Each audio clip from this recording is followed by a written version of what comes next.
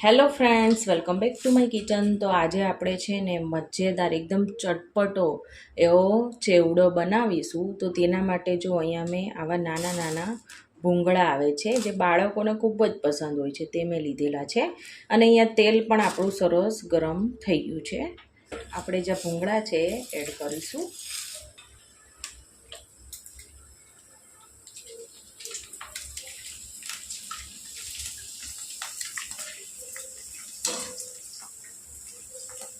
મમરામાં આવી રીતના જો આ નાના નાના ભૂંગળા નાખવામાં આવે ને તો બાળકો જોઈને જ ખુશ થઈ જાય.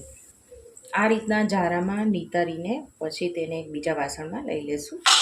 હવે જેના વગર આપણે મમરાનો ચેવડો અધૂરો છે એવા આપણે મકાઈના પૌવા તળીશું. તો આના વગર તો આપણે મમરાના ચેવડો તો અધૂરો જ લાગે છે.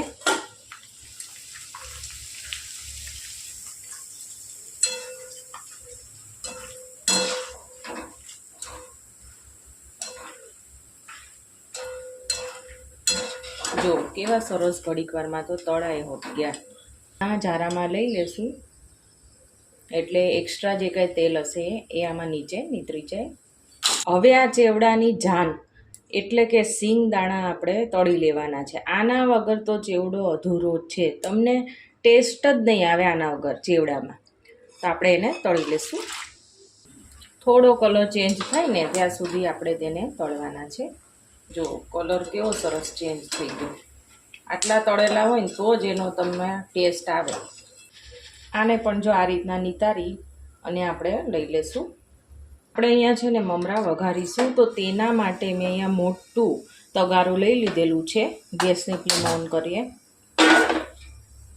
અને તેમાં આપણે 3 થી 4 પાવડા જેટલું તેલ એડ કરીએ. જો અહીંયા તેલ સરસ આવી ગયું છે ને તો અહીંયા એક મોટી ચમચી જેટલી આપણે વરિયાળી એડ કરીશું. તો ગાઈસ આમાં વરિયાળીનો ટેસ્ટ છે ને ખૂબ જ સરસ આવે છે, તો જરૂરથી એડ કરજો. તેનાથી આપણે જે નોર્મલ ડેલી લાઈફમાં જે મમરા વઘારતા હોય ને તો એના કરતાં ક્યાંક અલગ ટેસ્ટ તમને આવશે, તો મજા આવશે ખાવાની વધારે. અને અડધી ચમચી જેટલી આપણે અહીંયા હળદર પાવડર એડ કરીએ.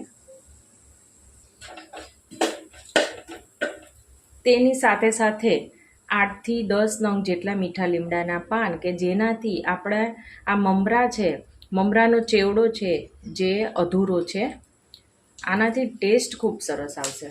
જરૂરથી એડ કરજો જ.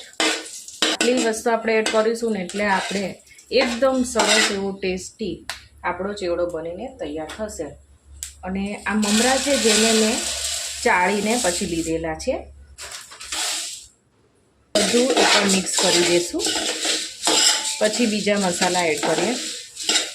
આટલું મિક્સ થઈ જાય એટલે આપણે તળેલી બધી જ વસ્તુઓ છે એ આમાં એડ કરી દેવાની છે.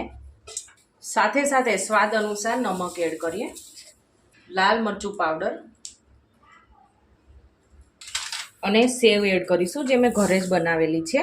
એનો વિડીયો જોતો હોય તો હું તમને ડિસ્ક્રિપ્શન બોક્સમાં તેની લિંક શેર કરી દઈશ. અને બધું જ એકવાર આ રીતના મિક્સ કરી દેવાનું છે. તો જો ફ્રેન્ડ્સ, ફાઇનલી આપણો ચેવડો છે બનીને તૈયાર થઈ ગયો છે.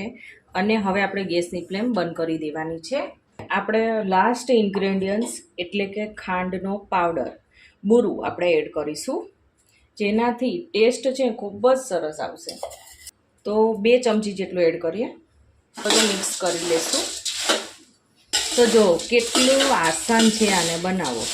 જો આપણે ડેલી બનાવતા હોય એના કરતાં ક્યાંક અલગ ટેસ્ટમાં બનાવીએ તો સારો પણ લાગે અને બધાને ખૂબ જ ભાવે. અને વળી આ ચેવડાને તમે એકવાર બનાવી આખા મહિના સુધી સ્ટોર કરીને ખાઈ શકો છો. 1 મહિના સુધી આને કંઈ થતું નથી. તમને ક્યારેક નાની મોટી ભૂખ હોય, આપણે રોંઢે ભૂખ લાગે ત્યારે પણ તમે આને ખાઈ શકો છો.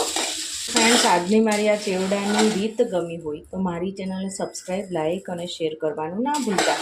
તો આપણે ફરીવાર મળશું નવા જ ઉપયોગી વિડીયો સાથે. Thank you for watching.